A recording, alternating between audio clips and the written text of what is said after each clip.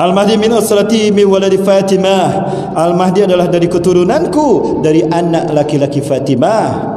Al-Hasan, bukan dari Al-Husain. Al-Husain versi Iran, Al-Husain versi Libanon, Al-Husain versi Suriah, Al-Husain versi Irak. Ya.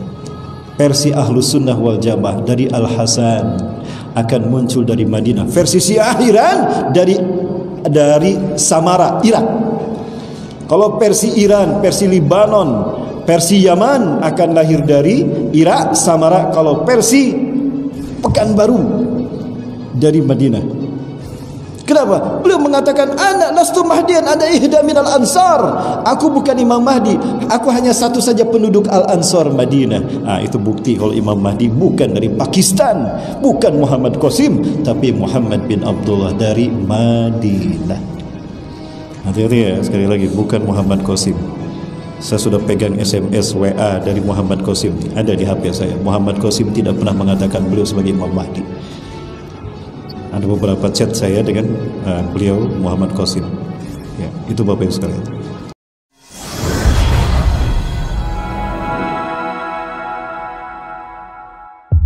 A'udzubillahi minasyaitonirrajim. Bismillahirrahmanirrahim.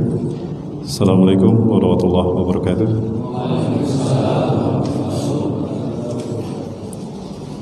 Jika matahari terbit dari barat, itulah tanda besar terjadinya hari kiamat. Jika memang kita umatnya Nabi Muhammad, maka jawablah salam saya dengan penuh semangat.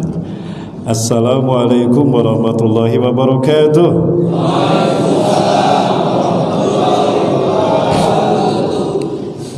Alhamdulillahilladzi arsala rasulahu bil huda wa dinil haqqi liyuzhirahu 'ala dini kullihi wa kafa billahi shahida.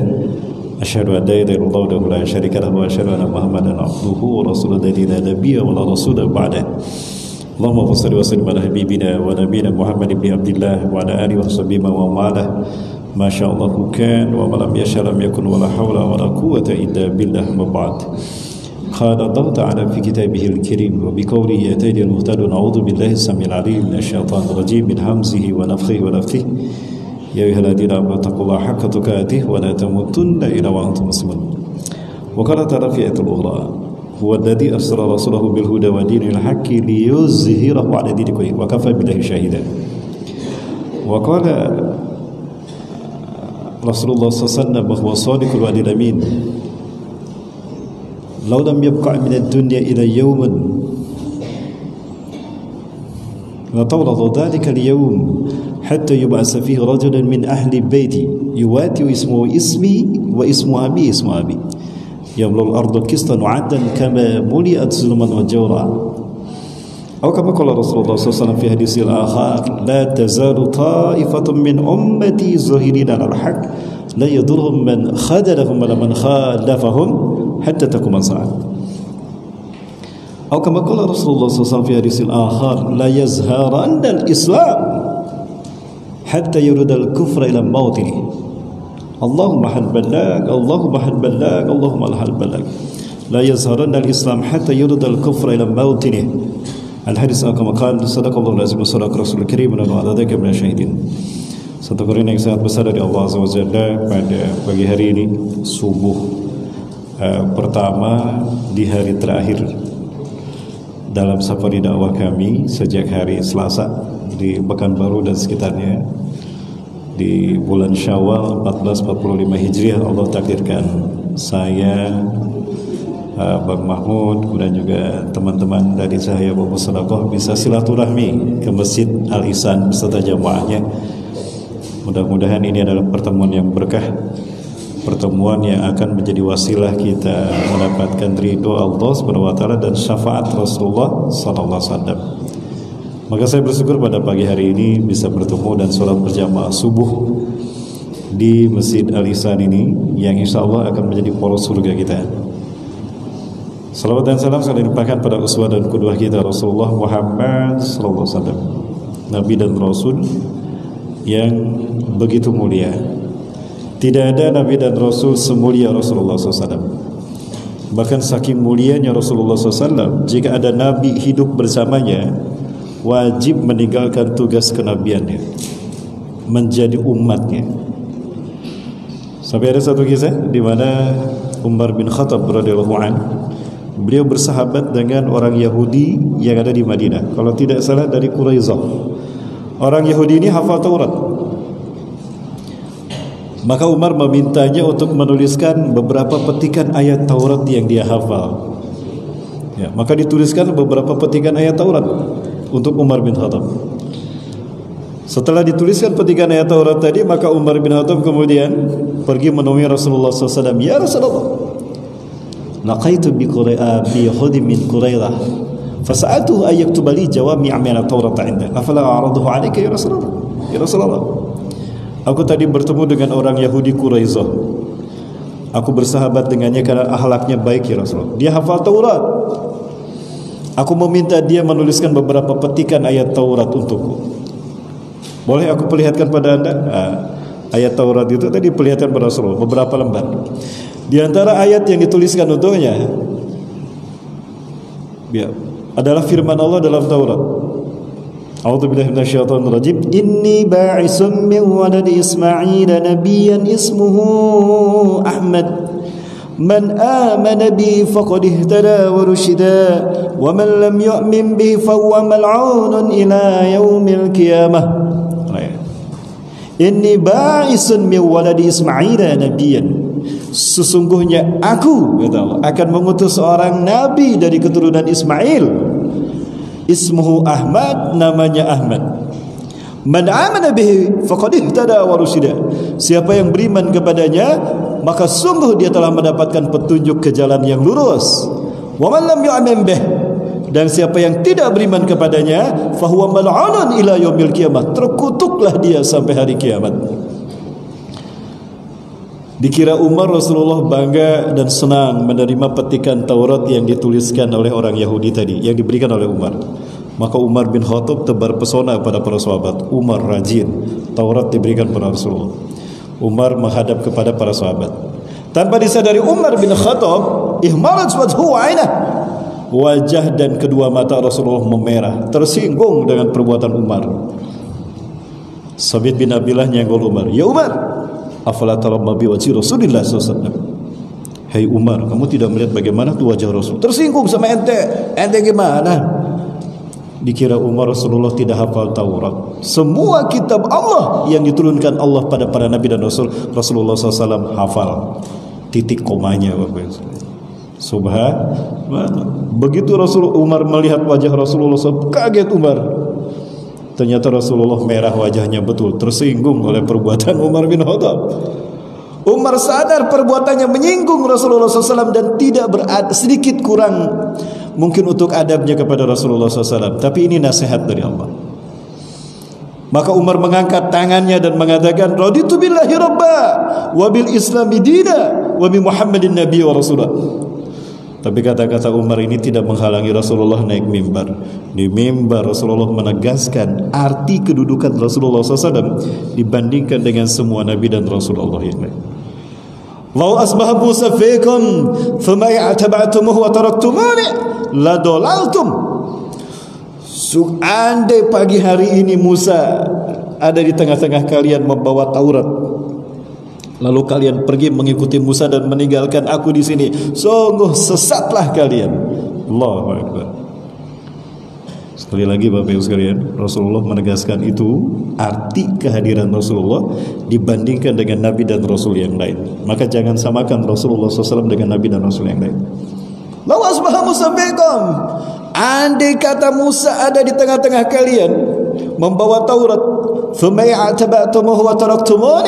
lalu kalian pergi mengikuti Musa dan meninggalkan aku sendirian di sini, sungguh menggunakan lam taukid, sungguh sesatlah kalian. Allahu Akbar. Kok bisa dikatakan sesat? Bukankah Nabi Musa Nabi Allah juga, dan bukankah Taurat kitab Allah juga? Betul. Tapi buka dalam Quran surat Ali Imran ayat 81-82, semua Nabi dan Rasul diambil sumpahnya. Ya, jika nanti kalian bertemu, ya, wa idza akhadallahu mitsaqan nabiyina lama ataitukum min kitabi wa hikmah summa ja'akum rasulun musaddiqun lima ma'akum la tu'minunna bihi wa la tansurunna qala aqrartum akhadtum ala dhalikum isri qalu aqranna qala fashhadu wa ana ma'akum minasyahidin.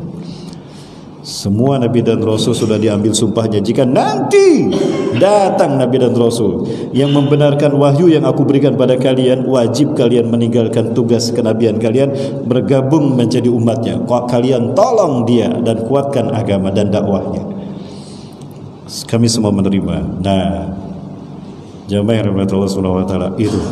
Jadi apabila ada Nabi hidup di zaman Rasulullah SAW, wajib meninggalkan tugas kenabiannya, bergabung menjadi umat Rasulullah SAW. Subhanallah. Innakum hazi minal umam, kalian kebanggaan aku nanti di hadapan umat manusia. Di padang mahsyar aku akan membanggakan kalian sebagai umatku. Aku bangga punya umat seperti kalian. Wa nahzukum minan nabiyyin, dan aku adalah kehormatan kalian di hadapan para nabi dan rasul. Banggalah kalian punya nabi seperti aku, kata Rasulullah SAW.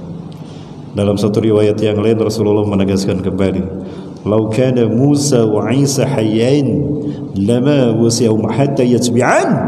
Andai Musa bin Imran hidup di sana, Isa bin Maryam ada di sana, Allah tidak akan melapangkan urusan hidup mereka sampai mereka datang menjadi umatku. Allahu akbar. Shallu ala Nabi Muhammad. Allahumma shalli wa sallim wa barik alaihi. Yang saya hormati dan saya muliakan karena Allah, Ketua Dewan Kemakmuran Masjid Al-Ihsan beserta jajarannya. Yang saya hormati dan saya muliakan karena Allah, para sesepuh, para tokoh, orang tua kami, para nenek mama, cerdik cendekia yang dirahmati Allah, jamaah kaum muslimin muslimat, jamaah salat subuh yang diridhoi Allah di Masjid Jami Al-Ihsan. Yang saya hormati teman-teman kami pejuang subuh dari Biker Subuhan Pekanbaru ya, Biker Subuhan Pekanbaru. Nah, bisa kita kenali dari rompinya. Salah satu dari rompi yang saya bawa ke Masjidil Aqsa, dan benderanya adalah bendera Biker Subuhan dari Provinsi Ambon. Karena satu hari setelah kami kembali dari Ambon, kami langsung ke Palestina bersama jamaah Indonesia. Benderanya kami kibarkan di sana sambil sembunyi-sembunyi, Bang. Karena tidak boleh ketahuan sama tentara Israel, maka saya cari tempat yang agak tertutup. Begitu tertutup, saya minta, ayo cepat kamerakan. Ya, ini mudah-mudahan videonya fotonya masih ada. Ya, kami kibarkan di Masjidil Aqsa bendera Biker Subuhan. Karena saat itu titipan dari saudara kita yang ada di sana, Ustaz tolong titip kibarkan di kiblat kami yang pertama. Ini semangat bagi kami agar kami sampai ke sana. Subhanallah, saya lupa lagi di mana nyimpannya. Ya, foto Biker Subuhan, benderanya yang berwarna hitam yang ada di belakang itu. Nah, itu kami bawa di sana. Kami kibarkan, alhamdulillah. Coba saya lihat. Ini dia. Ini di depan Masjid Kibli. Ini benderanya ya. Ini di depan Masjid Kibli. Ini tidak boleh kelihatan sama tentara Israel. Kalau ada tentara Israel melihat saya ditangkap, itu diambil benderanya. Di X-ray, checkpoint, karena setiap kita masuk ke kota besar Al-Quds, ke Bethlehem, ke Ariha, ke Al-Khalil ya, itu selalu ada checkpoint. Ini di depan Masjid Dome of the Rock, di tengah-tengah antara Masjid Dome of the Rock dan Kibli. Ini kami bawa ini benderanya. Insyaallah ini akan menjadi spirit dan motivasi Biker Subuhan harus sampai ke sana. Amin. Insyaallah. Ya, benderanya sudah, tinggal orang-orangnya sampai di sana. Nanti sholat subuh di Masjidil Aqsa. Amin. Amin. Baik, Bapak Ibu yang dirahmati Allah Subhanahu wa taala, kami diminta untuk membahas tentang Imam Mahdi dan kebangkitan Islam. Betul ya? Nah, mungkinkah Islam ini bangkit? Pasti. Pasti Islam ini bangkit. Karena tujuan Allah mengutus para nabi dan rasul, termasuk mengutus Rasulullah SAW, liyuzhirahu ala dini kullah, untuk memenangkan Islam atas agama yang lain. Untuk memenangkan Islam atas agama yang lain. Wa yakunu dinu kulluhu lillah, dan agar agama ini hanya untuk Allah semuanya, tidak ada untuk selain Allah. Nah, kemudian yang kedua dikuatkan dengan wahyu yang diturunkan pada Rasulullah SAW. Ini kesaksian Ummu Hani, ibunda dari Abdullah bin Abbas radhiyallahu anhu. Jadi setelah sholat tahajud, Rasulullah qailulah, tidur sebentar. Tiba-tiba Rasul terbangun dengan wajah merah dan mata merah. Rasulullah bangun, ini di Masjidil Haram. Rasulullah SAW mengangkat tangannya, Allahumma hal balag, Allahumma hal balag, Allahumma hal balag, ya Allah, bukankah telah aku sampaikan ya Allah, bukankah telah aku sampaikan ya Allah, bukankah telah aku sampaikan. Terus Rasul bersabda demikian. Para sahabat terbangun. Umar bin Khattab menghampiri Rasulullah SAW, mengelus punggung Rasulullah SAW. Bala ya Rasulullah, qad balagta risalat Allah, sungguh anda telah menyampaikan risalah Allah. Maka kata Rasulullah SAW, la yazharannal Islam, sungguh Islam ini akan tegak di muka bumi, hatta yarudal kufra ila mautanah, dan sungguh nanti kekafiran akan terseret kembali ke tempat asalnya. Jadi sebelum hari kiamat, Islam akan bangkit untuk yang terakhir kali. Dan ketika Islam bangkit, kekafiran akan kembali ke tempat asalnya. Kapitalisme akan kembali ke barat, komunisme akan kembali ke timur, ya. Majusi akan terbakar di Persia, ya. Bahkan di Masjidil Aqsa, di bumi para nabi, aliran-aliran itu akan, agama-agama itu akan hancur di hadapan kaum terbaik, Nabi sallallahu alaihi wasallam salah satunya. Wala yahuddanna biharubil Islam, dan sungguh lautan akan tunduk kepada Islam. Artinya lautan pun akan penuh dengan kalimat takbir, tahmid dan tahlil. Islam tegak di atas lautan, samudra. Subhanallah. Artinya tidak ada tempat sejengkal pun baik di darat ataupun di laut melainkan Islam akan tegak. Yakin Bapak Ibu? Yang jawab sedikit berarti yang yakin sedikit ini. Jamaah. Oi jamaah. Yakin Islam akan bangkit? Itu dia, baru terasa keyakinan ini. Kapan Islam akan bangkit? Nah, ini dia pertanyaan dia. Jamaah yang dirahmati Allah Subhanahu wa taala. Ini di depan Bapak Ibu sekalian, saya perlihatkan timeline titik-titik sejarah para nabi dan rasul, dimulai dari Nabi Adam sampai ke kita. Ya. Nabi Adam alaihissalam konon beliau diturunkan dari surga ke muka bumi di tahun ini. Sebelum Nabi Adam turun ke muka bumi, tidak ada manusia di muka bumi. Muka bumi dipenuhi oleh bangsa jin, ya, makhluk Allah yang beribadah kepada Allah di muka bumi. Yang pertama kali adalah bangsa jin, ya. Lalu bangsa jin berbuat kerusakan di muka bumi, menumpahkan darah sesamanya, murka Allah, maka kemudian dihukum bangsa jin, tersisa hanya sedikit saja. Kemudian Allah berfirman, inni ja'ilun fil ardi khalifah, wa izqala rabbuka lil malaikati inni ja'ilun fil ardi khalifah. Allah mengatakan demikian, malaikat mengatakan ataj'alu fiha ma yufsidu fiha wa yasfiku dima wa nahnu nusabbihu bihamdika wa nuqaddisu lak. Qala inni a'lamu ma la ta'lamun. Nah, ini peradabannya. Allah, aku mengatakan apa yang kalian tidak ketahui. Nah, ini maksudnya. Adapun Ajazil, dia menganggap, oh, aku satu-satunya jin di muka bumi yang berasal dari bumi dan sekarang hidup bersama para malaikat. Aku beribadah kepada Allah dan tidak maksiat sedikit pun. Jangan-jangan Allah akan menurunkan aku kembali ke bumi sebagai khalifah. Jadi Ajazil yakin kalau dia akan menjadi khalifah. Subhanallah, satu jin yang sangat mulia. Saking mulianya, Jibril alaihissalam hampir kalah iman Islamnya sama Ajazil. Namanya sendiri dari Allah. Allah selamatkan jin Al-Haris ini, Ajazil, sejak bayi dibawa ke alam malakut oleh malaikat Jibril. Hidup bersama para malaikat. La ya'sullah walau tarfat 'ainin madam hayatih. Tidak pernah maksiat kepada Allah walaupun sebesar biji sawi. Allahu akbar. Bayangkan puluhan ribu tahun beribadah tidak maksiat sedikit pun. Bisa kita sehari tanpa dosa? Jamaah, sudah hilang nih jamaah pada kemana? Jamaah, bisa kita sehari hidup tanpa dosa? Tidak bisa. Saya sholat di masjid, ya, nangis bertobat atas dosa-dosa kita kepada Allah di Masjidil Haram. Keluar dari Masjidil Haram, mata saya tidak bisa berkedip. Ya Allah, cantik-cantik rupanya orang sini ya. Lupa, subhanallah tuh kan. Masya Allah. Nah. Maka ketika Nabi Adam alaihissalam turun, Ajazil tidak mau sujud kepada Nabi Adam sebelum Nabi Adam turun kan. Suaranya menggema, boleh pakai tangan ini. Kalau suara ini jelas, kalau yang ini jelas yang mana Bapak Ibu? Yang ini apa yang ini? Yang ini sama saja. Oh, sama saja. Yang ini juga jelas. Iya.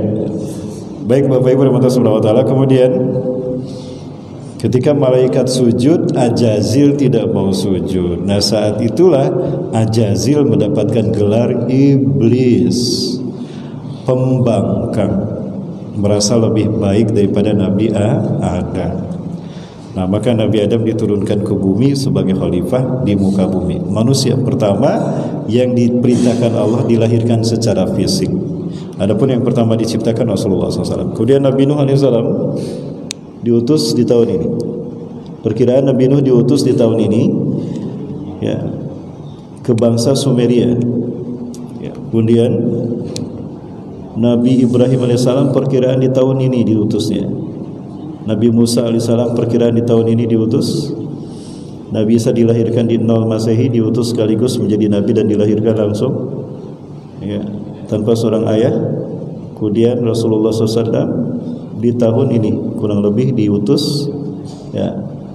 Jadi peradaban para Nabi dan Rasul membentang dari Masjidil Haram ke Masjidil Aqsa.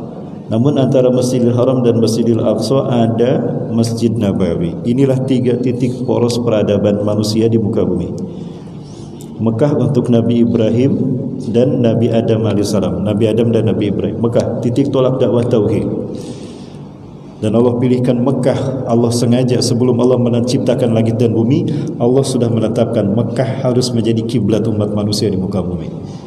Bukan 0 derajat Greenwich, bukan. 0 derajat itu Mekah Bapak Ibu. Salah jika umat Islam berkiblatnya ke Greenwich 0 derajatnya. Ya. Bukan GMT patokan waktu kita, tapi MMT. Ya, Mekah mean time. 0 derajat kita tuh Mekah. Kenapa demikian? Karena Mekah lurus dengan arsy Allah. Makanya Ka'bah Allah simpan di Mekah, bukan di Pekanbaru. Kenapa di Mekah Ka'bah? Nah, Allah berfirman pada Nabi Adam, "Ya Adam, inni ladaya baitun bi Bakkatal mubarakah allati tusawi arsyhada." Hai Adam, aku punya rumah Ka'bah di Mekah yang aku berkahi, di mana Mekahku itu lurus dengan arsy-Ku. Datanglah kamu ke sana, salatlah kamu menghadap ke Ka'bahku sebagaimana kamu salat menghadapku di arsy-Ku. Wa tufuha, dan kelilingilah Ka'bahku itu sebagaimana kau mengelilingi Ka'bah di arsy-Ku, Baitul Ma'mur. Di sana aku akan mengabulkan doa. Nah, karena Mekah lurus dengan arsy Allah, maka Mekah suci sesuci arsy Allah. Itulah kenapa disebut tanah haram. Inna hadzal balad haramahullah yauma khalaqas samawati wal arda fahuwa haramun bihurmatillah ila yaumil qiyamah. Sesungguhnya Allah mensucikan Mekah ini di hari Allah menciptakan langit dan bumi, maka Mekah akan tetap suci haram dengan kesucian Allah sampai hari kiamat. Makanya Ka'bah di Mekah, kiblat kita ke sana. Tapi Mekah, Ka'bah adalah kiblat yang kedua. Kiblat kita yang pertama Masjidil Aqsa. Gimana ini? Sebagai ujian bagi kita. Madinah adalah titik tolak dakwah tauhid untuk Rasulullah SAW, Nabi akhir zaman. Di Mekah Rasulullah tidak bisa membentuk masyarakat wahyu. Penetrasi jahiliyah berurat akar kepada jiwa para penduduk Mekah. Maka Rasulullah hijrah ke Madinah. Di Madinah Rasulullah mengangkat tangan, "Ya Allah, inna hadzal amr, sesungguhnya perintah Tuhan, perintah dakwah ini dulu engkau perintahkan pada Adam dan Ibrahim alaihi wassalam, bapak-bapak kami. Sekarang kau perintahkan kepadaku, ya Allah, dakwah tauhid di muka bumi ini. Maka berkahilah setiap jengkal Madinah sebagaimana engkau berkahi setiap jengkal Mekah untuk mereka. Berkahi setiap gandum dan sok kurma Madinah sebagaimana kau berkahi gandum dan kurma Madinah, Mekah untuk mereka. Dari sini aku akan mendakwahkan Islam sampai ke seluruh dunia." Allah. Jadi Masjid Nabawi adalah titik tolak dakwah tauhid bagi Rasulullah SAW. Lalu Masjidil Aqsa untuk siapa? Untuk Imam Mahdi. Dan itu di akhir zaman. Jadi jika semua umat manusia di seluruh dunia berbicara tentang Palestina, Masjidil Aqsa, berarti kita berada di episode terakhir peradaban manusia di dunia. Artinya jika Palestina merdeka, kiamat datang. Kiamat akan dekat. Jadi gimana jamaah? Mau pilih mana? Palestina merdeka, Israel hancur, kiamat dekat kepada kita datang, atau Palestina berdarah-darah, kiamat masih jauh? Pilih mana jamaah? Pilih Palestina merdeka, kiamat masih jauh. Nah, itu keinginan saya. Tapi apa terjadi? Rasulullah SAW bersabda, Ya Ibn Hawalah, in tara rayatan sudan qamat fi baitil maqdis aw fi aknafih fasa'atu aqrab ilaik min yadayya fi mankibayka ila ra'sika ya Ibn Hawalah. Hai Ibn Hawalah, jika kamu menyaksikan panji Islam la ilaha illallah Muhammad Rasulullah yang berwarna hitam putih berkibar di Masjidil Aqsa, Baitul Maqdis atau di sekelilingnya, maka kiamat lebih dekat kepada kalian ketimbang pundak dan kepalamu. Allahu Akbar. Subhanallah. Berarti kita berada di episode terakhir. Nah, ini isyarat Imam Mahdi akan ada. Nah, Bapak Ibu sekalian, hari ini kita berada di fase yang keempat. 5 fase ini orang beriman masih hidup di muka bumi.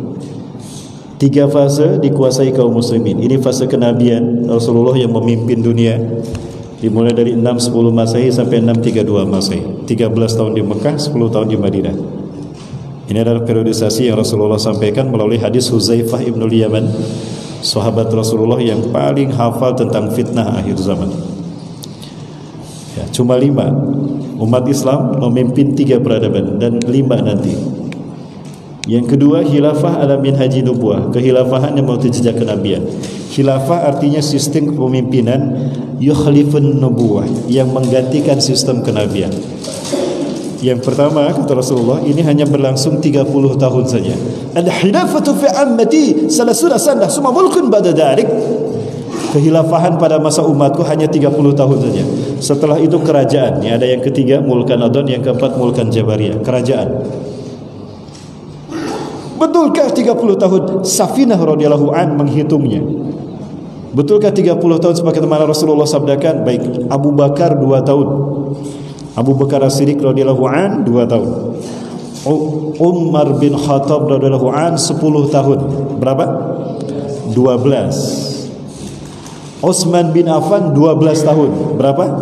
24. Ali bin Abi Thalib 6 tahun. Pas 30 tahun. Fawajadnaha salasina sana kama qala Rasulullah SAW, kata Safinah. Aku mendapati dari Abu Bakar sampai Ali itu 30 tahun. Berakhir di 662 Masehi. 661 Masehi. Maka berubah dari sistem khilafah kepada mulkan adhan. Mulkan artinya kerajaan. Adhan menggigit. Adha yaudu adhan, digigit dengan gigi geraham. Artinya kekuasaan turun temurun, dari ayah turun kepada anak. Sekali lagi, dari ayah turun kepada anak, persis seperti di Indonesia. Keceletot saya. Nah, ini namanya mulkan adhan. Dari ayah turun kepada anak, dari anak turun kepada cucu, dari cucu turun kepada cicit, dari cicit turun kepada buyut, dari buyut turun kepada bau, dari bau turun pada udeg-udeg, dari udeg-udeg turun pada jangga wareng turun pada kait siwur, dari kait siwur turun pada panca kaki, dari panca kaki turun ke Pancasila. Pancasila. Ya, Masya Allah. Betapapun terjadi perubahan sistem kepemimpinan, distorsi imaratil Islamiyah, khilafatil Islamiyah, tetapi mereka masih berpegang pada Quran dan hadis, maka Allah berkahi mereka 1262 tahun, dari dinasti Umayyah sampai Turki Utsmani. Ya, berlangsung selama 1262 tahun. Dari dinasti Umayyah pada dinasti Abbasiyah, dinasti Abbasiyah pada dinasti Mamaluk, dari dinasti Mamaluk pada dinasti Seljuk, dari Seljuk Turki Utsmani. Dan Turki berakhir 1924, 3 Maret 1924. Maka hari ini kita berada di fase yang keempat, Bapak. Kita berada di sini, Pak. Dan fase inilah bukan umat Islam yang memimpin, tapi Barat yang memimpin. Turki Utsmani dihancurkan, umat Islam dipecah belah di muka bumi. 2/3 dunia adalah umat Islam. Umat Islam dipecah belah seperti kue lapis dengan strategi divide and impera. Umat Islam dipecah-pecah seperti kue lapis, dibagi-bagi sama Barat, sama Inggris dan Prancis. Mesir, Inggris; Afrika, Prancis; Aljazair, Prancis; Pakistan, Inggris; Irak, Inggris; Malaysia, Inggris; Indonesia, Belanda. Coba kita dijajah Inggris, pinter bahasa Inggris kita, betul? Lihat Malaysia, pinter bahasa Inggrisnya karena dijajah Inggris. Lah kita dijajah Belanda, bahasa Belanda tiba baraduk, bahasa Inggris araringgis ngucapkeun anak. Ada yang ngerti? Itu bahasa daerah saya, Pak, Sunda. Subhanallah. Saat itulah umat Islam dijajah. Bapak Ibu, hari ini kita berada di sini. Inilah masa terburuk di muka bumi sejak umat Islam ada di muka bumi. Dan di fase yang keempat inilah fitnah terburuk semuanya akan muncul, termasuk fitnah Dajjal. Jadi fitnah Dajjal muncul di fase yang keempat, Bapak Ibu. Kenapa? Karena di fase yang kelima Islam tegak seluruh dunia sebagaimana Khulafaur Rasyidin Al-Mahdiin. Karena khilafahnya sama, manhaj nubuwah, bukan manhaj salaf. Awas. Manhajnya manhaj nubuwah, bukan manhaj salaf. Betul? Ini salah kaprahnya umat Islam akhir zaman. Memang ulama salafus soleh baik mereka, hebat. Ya, mereka melahirkan beberapa fatwa-fatwa Islam kontemporer juga.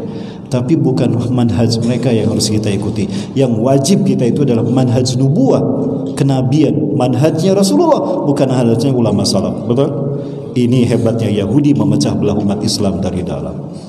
Hati-hati, di akhir zaman akan muncul kelompok seperti itu. Yakhruju fi akhir zaman qaumun tahkiruna salatakum ma salatihim wa tahkiruna qira'atakum ma qira'atihim wa tahkiruna amalakum ma amalihim. Akan muncul di akhir zaman sebuah kaum, satu kelompok yang kalian kagum dengan salat mereka, paling sunnah salat mereka. Wa tahkiruna qira'atakum, kalian akan meremehkan bacaan Quran kalian. Hebat kalau mereka mengkaji Quran, seolah-olah Quran diturunkan untuk mereka. Wa tahkiruna amalakum ma amalihim, dan kalian akan meremehkan amal kalian dibandingkan amal ibadah mereka, sunnah mereka. Kita ini bukan ahli sunnah, ahli subhat kata mereka. Ustadz ahli subhat, astagfirullah. Itu kata mereka. Hum yamrukuna minad din, mereka keluar dari Islam kama yamrukus sahamu ila ramyatih, sebagaimana anak panah yang lepas dari busurnya menembus bidikannya. Allahu akbar. Hati-hati, jangan silau dengan kehebatan mereka. Sahabat aja silau. Ada di zaman Rasulullah SAW seorang laki-laki yang hebat ibadahnya, minder sahabat kalau berdiri di sampingnya. Sampai-sampai para sahabat berkata, "Lau kana nabiyyun ba'da Rasulillah, lakana huwa nabiyyuh." Ada nabi setelah Rasulullah SAW, pasti dia nabinya. Rasulullah mendengar para sahabat membicarakan orang ini. Dulu dia ada, mana orang yang kalian kagum dengan salatnya, kagum dengan amal-amalnya? Mana orangnya? Sampai-sampai kalian berpikir dia adalah nabi sesudahku. Andai ada nabi dan rasul. Hawalladhi yusalli ya Rasul, itu yang sedang salat ya Rasulullah. Hah, ini orang yang kalian kagum. Dia enggak ada apa-apanya. Demi Allah, innahu laysa bil kiram. Aku tidak melihat kemuliaan pada wajahnya, pada dirinya. Yang aku lihat adalah bekas tamparan setan di wajahnya. Umatku di akhir zaman akan dihancurkan oleh orang-orang seperti dia. Allahu akbar. Jadi Rasulullah sudah menyebutkan itu tanda akhir zaman. Kelompok ini muncul, jamaah. Sudah muncul belum? Oh, paling besar di Pekanbaru. Tuh lihat masjidnya gede-gede. Betul? Aman. Hati-hati, jangan silau sama mereka, kata Rasulullah. Jamaah. Banyak di Pekanbaru ni. Tokoh-tokohnya banyak di mana. Alumnus. Ya, udah jangan dibahas lagi. Nah, jamaah rahmati Allah. Apabila fase yang keempat berakhir, maka muncullah fase yang kelima. Di sini fase di mana tidak ada fitnah lagi. Dajjal mati di fase yang di perantaraan antara fase yang keempat dan fase yang kelima. Iblis dan setan tidak bisa lagi menghancurkan Islam. Islam tegak di muka bumi semuanya di fase yang kelima. Siapa yang memimpin? Imam Mahdi. Ya, Imam Mahdi. Ini hadisnya. Kata Rasulullah SAW dalam hadisnya, "Lalam yabqa minad dunya ila yaumun." Andai tidak tersisa dari dunia ini kecuali hanya satu hari saja. Besok kiamat ini hari yang terakhir, la tawallahu dzalikal yaum. Sungguh Allah akan memanjangkan hari itu. Hatta yubasa fi rajulin min ahli baiti, sehingga Allah mengutus seorang laki-laki dari keturunanku. Yuwatu ismu ismi, serupa namanya dengan namaku. Siapa namanya? Muhammad. Kemungkinan besar namanya Muhammad. Wa ismu abihi ismu abi, nama ayahnya sama dengan nama ayahku. Siapa? Abdullah. Berarti kemungkinan besar namanya Muhammad bin Abdullah. Yamlul arda qistan wa adlan, beliau akan memenuhi dunia ini dengan kesejahteraan dan keadilan. Kama muliyat zulman wa jura, sebagaimana sebelumnya penuh dengan kezaliman, kejahatan dan pembantaian. Jadi sebentar lagi Palestina akan merdeka, jamaah. Amin. Allahu akbar. Semangat ini. Kayaknya makan dulu tadi dari rumah ya. Semangatnya kenceng banget nih. Jamaah, yakin Islam ini akan bangkit? Kapan Ustaz? Fase kelima akan dimulai. Kita hitung sama-sama. Ini hadisnya. An Abi Hurairah radhiyallahu an, dari Abu Hurairah semoga Allah meridainya, qala, ia berkata, qala Rasulullah sallallahu alaihi wasallam, telah bersabda Rasulullah sallallahu alaihi wasallam, inna Allaha, sesungguhnya Allah, yab'asu min hadhil ummah, akan mengutus dari umatku ini, ala ra'si, setiap kelipatan kulli mi'ati sana, 100 tahun sekali, man yujadidu dinaha, seseorang yang akan memperbaiki agamanya. Islam akan dibersihkan dari paham sesat, kemudian Islam dipersatukan. Maka umat Islam saat itu akan melihat, oh inilah Islam yang sesuai dengan Quran dan Sunnah.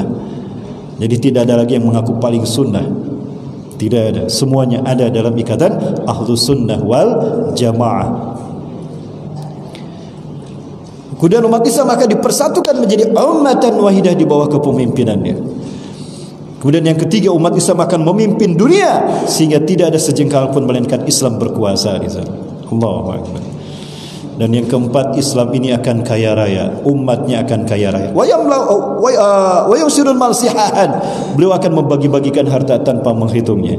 Dan jangan khawatir, yang saat ini cicilan sama hutangnya belum lunas, datang Imam Mahdi lunas hutangnya. Amin. Oh, kenceng-kenceng aminnya. Belum lunas rupanya hutang sama cicilannya. Allahu akbar. La yuftanuna abadan, tidak ada fitnah lagi saat itu. Islam tidak akan ada yang dihinakan lagi. Tidak ada yang berani melecehkan Islam lagi. Allahu akbar. 100 tahun sekali.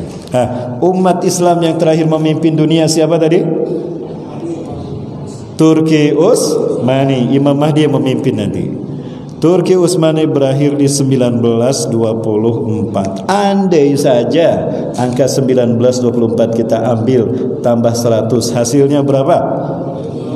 2020. Ingat, ini matematika versi sekolah ya, bukan versi KPU ya. Kadang suka beda versi kita sama versi KPU ya. Kenapa ini? Matematikanya belajar di mana tuh KPU? Halo? Aman? Allahu akbar. 2024. Apakah ini tahun perubahan, tahun kebangkitan Islam itu? Wallahu a'lam bishawab. Baik, insyaallah. Kapan Ustaz? Kapan? Baik, ciri-ciri Imam Mahdi akan ada adalah kata Rasulullah SAW. Nah, ini beberapa hadisnya, coba kita lihat. Yakhruju al-Mahdi inda ikhtilafi minan nas. Ini nih hadisnya nih. Yakhruju fi akhir ummati al-Mahdi, akan keluar di masa terakhir umatku. Jadi ini umat Rasulullah yang paling akhir dari umat Rasulullah. Akan keluar Al-Mahdi.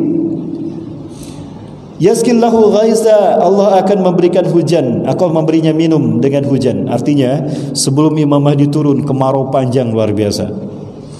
Nah, maka saat Imam Mahdi datang, menjelang beliau akan diutus, dunia ini penuh dengan hujan. Nah, sekarang sudah banyak hujan lagi nih. Kemarin-kemarin kering ya. Jangan-jangan ini ya, Masya Allahu kan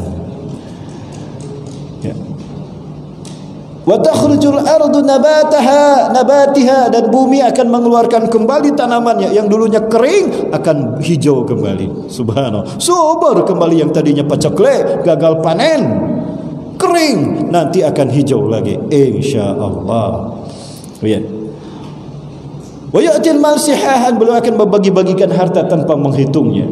Sampai ada orang, ya Al-Mahdi, saya orang miskin, saya tidak punya apa-apa, saya punya tanggungan istri dan 8 anak, boleh saya meminta harta dari anda sebagian hak saya? Ambil tuh di belakang, ambil saja. Berapa banyak yang harus aku ambil? Sebanyak yang kau bisa bawa. Kau bisa bawa 1 kontainer, bawa 1 kontainer. Saking kayanya umat Islam. Amin. Ya, dari mana? Dari Kalimantan, nanti paling banyak harta yang emas di sana, numpuk di sana harta Indonesia. Kita ambil dari Kalimantan. Aman? Aman? Kalau ditanya aman, jawabnya amin. Aminkan saja. Wa taksurul masyiyah. Ya. Nanti binatang ternak akan muncul banyak lagi. Dulu susah kita nyari kambing karena banyak yang mati kelaparan. Nanti kambing, sapi, unta banyak lagi. Ayam ada, bebek ada lagi. Nanti pecel lele, dulu makan sepi pecel lele karena nggak ada bebek, nggak ada ayam, nggak ada lele. Kering dunia ini, kata Rasulullah SAW. Ada dalam hadis dari Abu Umamah. Nanti banyak lagi ayam, itik, semua, bahkan ternak itu banyak lagi. Subhanallah, di masa Al-Mahdi memimpin. Wa ta'zimul ummah, dan umat Islam ini akan mulia lagi, tidak ada yang berani menghinakan. Maka jika ada umat Islam berjalan berpapasan dengan orang yang tidak Islam, non muslim, orang kafir, dia akan tunduk dulu baru umat Islam lewat. Akan terjadi lagi itu. Allahu Akbar. Takbirnya masih kenceng. Berapa piring makannya nih? Dikata Rasulullah SAW, ya'ishu sab'an aw samanian, beliau akan tinggal, akan hidup 7 sampai 8. 7, 8 apa ya? 7 atau 8 apa? Yakni hajjajat, yaitu haji, 7 kali haji atau 8 kali haji. Oh, ada kemungkinan berarti beliau dibaiat pertama kali di musim haji. Apakah musim haji tahun ini Imam Mahdi akan diutus? Wallahu a'lam bishawab. Hanya Allah yang tahu. Betul? Waduh, bergetar nih, apakah musim haji tahun ini nih? Masya Allah, hanya Allah yang tahu. Betul? Ingat, jangan sampai nanti dipotong. Ada yang motong bilang, Ustaz bilang Imam Mahdi akan dibayat ibadah haji tahun ini. Sebar, dipitnah lagi saya. Padahal hanya Allah yang maha tahu. Masya Allahu kan, wa ma lam yasha lam yakun, la haula wala quwwata illa billah. Al-Mahdi min usrati min waladi Fatimah. Al-Mahdi adalah dari keturunanku, dari anak laki-laki Fatimah. Al-Hasan, bukan dari Al-Husain. Al-Husain versi Iran, Al-Husain versi Libanon, Al-Husain versi Suriah, Al-Husain versi Irak. Ya. Versi Ahlus Sunnah wal Jamaah dari Al-Hasan akan muncul dari Madinah. Versi Syiah Iran dari Samara, Irak. Kalau versi Iran, versi Libanon, versi Yaman akan lahir dari Irak, Samara. Kalau versi Pekanbaru dari Madinah. Kenapa? Beliau mengatakan, anak lastu mahdian, ada ihda minal ansar. Aku bukan Imam Mahdi, aku hanya satu saja penduduk Al-Ansar Madinah. Itu bukti kalau Imam Mahdi bukan dari Pakistan, bukan Muhammad Qasim, tapi Muhammad bin Abdullah dari Madinah. Hati-hati ya, sekali lagi, bukan Muhammad Qasim. Saya sudah pegang SMS WA dari Muhammad Qasim, ada di HP saya. Muhammad Qasim tidak pernah mengatakan beliau sebagai Imam Mahdi. Ada beberapa chat saya dengan beliau Muhammad Qasim. Ya, itu Bapak Ibu sekalian. Halo. Sepi sekali ini. Mana kemana nih jamaah nih jamaah? Masih ada? Lanjut. Udah suruk nih. Gimana? Lanjut apa suruk dulu? Lanjut saja Bapak Ibu ya. Mohon maaf ini waktu kami terbatas juga. Bu, kok diam saja Bu? Bu mau masuk surga Bu?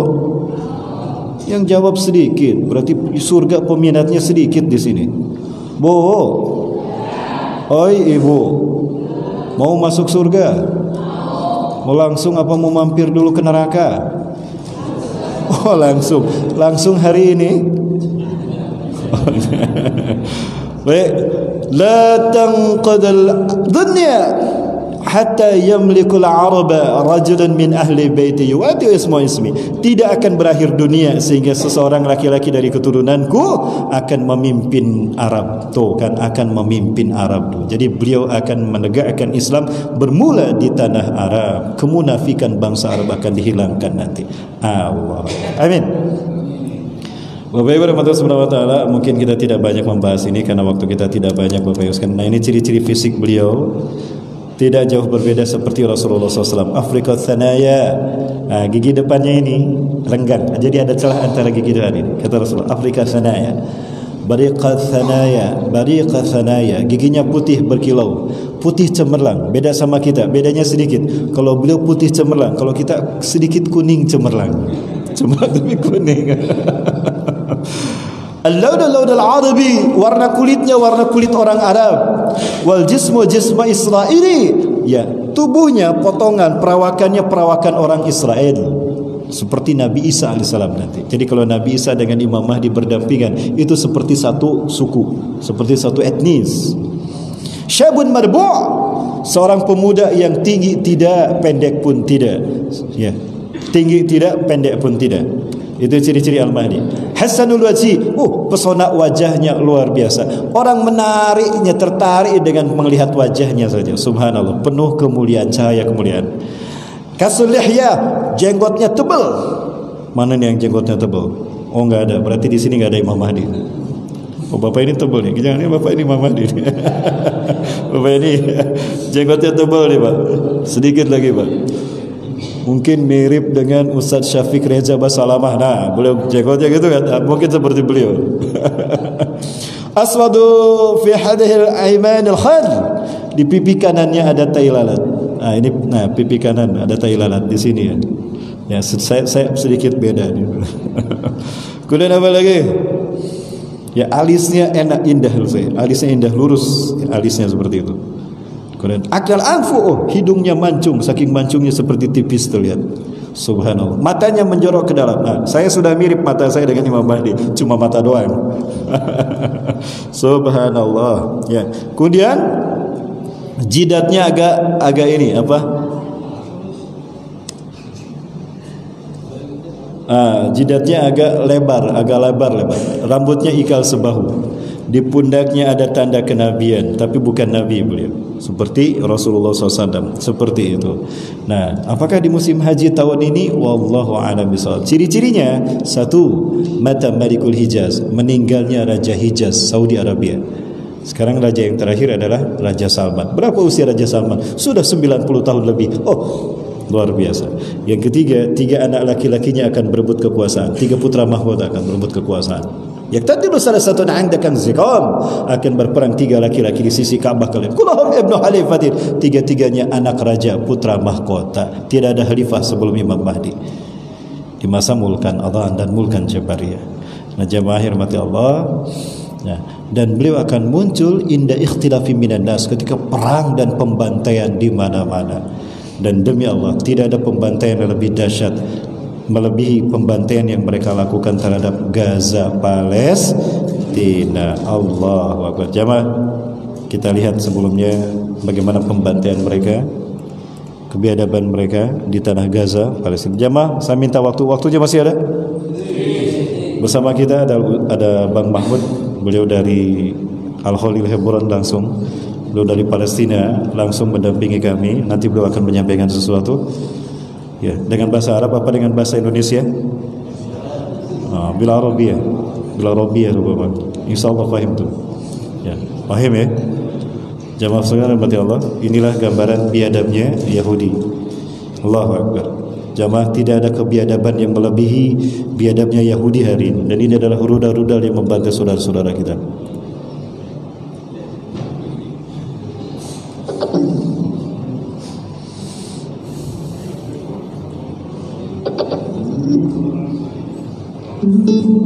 Bapak Ibu, di antara rudal-rudal ini ada rudal yang dibuat dengan uang dari keuntungan produk-produk Yahudi yang kita beli. Jadi mohon maaf, minuman yang tadi saya turunkan Pak, itu sebagian besar, sekian persen keuntungannya menjadi rudal yang membantai saudara kita. Ya. Sedih Bapak Ibu. Di luar Masjidil Haram, di Masjid Nabawi ada McD, ada KFC, ada Pizza Hut, penuh yang beli. Nangis saya, ya Allah, apa tidak faham umat Islam? Itu di luar Masjidil Haram dan Masjid Nabawi Bapak Ibu. Ya. Jika memang ini bukan produk Yahudi, kenapa menyumbangkan sekian persen untuk sana? Mohon maaf, ini tolong di ini ya, saya menyebut produknya, nanti saya kena dituntut sama mereka. Bang, tolong diedit Bang. Ada yang streaming? Oh, ada yang streaming. Celaka ini saya. Ya, boikot Bapak Ibu. Orang-orang Barat berani memboikot produk Yahudi. Kenapa kita tidak berani? Kalah kita sama orang Barat. Jamaah, inilah rudal-rudal yang membantai saudara-saudara kita tadi. Tidak perlu menjadi seorang Muslim untuk memahami kebiadaban Yahudi di Palestina. Tidak perlu Anda menjadi seorang mukmin untuk memahami siapa teroris yang sesungguhnya di dunia. Cukup Anda menjadi manusia yang punya akal sehat dan berhati nurani, Anda akan tahu sebiadab apa teroris Yahudi di Palestina. Allahu Akbar. Bapak Ibu, insyaallah ini tidak akan lama lagi. Bapak Ibu, inginnya saya panjang lebar tentang 3 pasukan Imam Mahdi. Insyaallah 3 pasukan nanti akan Allah satukan di bawah kepemimpinan Imam Mahdi. Yang pertama Ahlu Syam, pasukan dari Palestina dan Suriah insyaallah. Idlib adalah sekarang menjadi kota di mana Ahlus Sunnah wal Jamaah sekarang berada.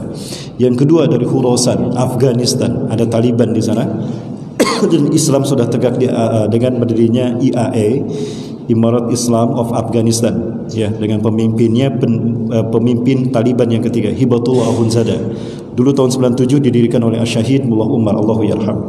Yang ketiga pasukan dari Indonesia, insyaallah. Betul Ustaz, Indonesia hadir nanti malam, kita bahas nanti. Betulkah dari Indonesia? Bukan, dari Pekanbaru. Oh iya, Pekanbaru Islam ya. Insya Allah. Silakan Bang Muhammad akan menyampaikan sesuatu. Bapak Ibu, Bang Muhammad ini dari Al Khalil Hebron. Nanti saya perlihatkan kota Hebron di mana beliau tinggal. Baik, silakan Bang Muhammad.